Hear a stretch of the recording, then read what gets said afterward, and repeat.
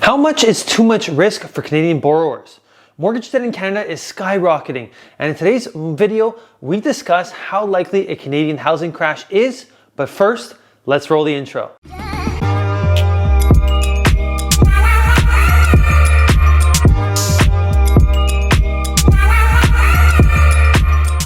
Hey everyone, Josh here, Montreal real estate broker, and today we're discussing whether a Canadian housing crash is likely to happen soon or not. The ongoing COVID-19 pandemic has acted like rocket fuel for what was already a turbocharged housing market.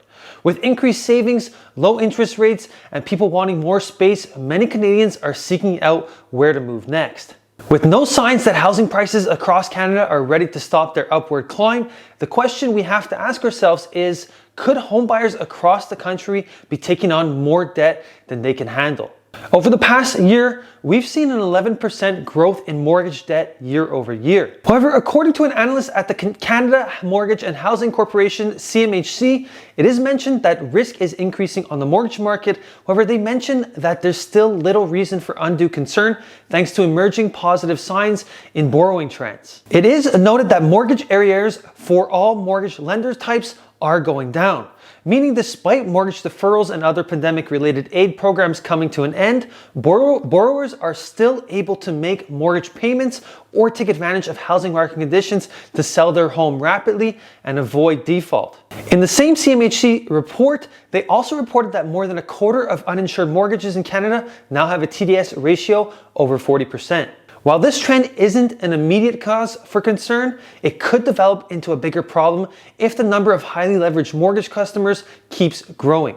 A survey recently taken at the beginning of January found that any rise in rates threatens the financial situations of Canadians sitting on debts and loans, especially mortgages. This survey found that 53% of respondents said an interest rate hike of 2% would negatively impact their household finances. Mostly Canadians with variable rate mortgages are more likely to see negative effects from those rate hikes, although it is important to note that a large number of mortgage holders are tied to a fixed rate. With most markets currently pricing in a number of interest rate increases from the Bank of Canada this year, much will also depend on the nature of Canada's emergence from the pandemic. If a significant rise in interest rates is accompanied by an end all to government support for workers whose employment has been affected by the pandemic, it could have consequences for mortgage borrowing in the coming months. As interest rates rise and other supports are removed, all remains to be seen how many borrowers end up in stress, but as of now, there doesn't seem to be much major concern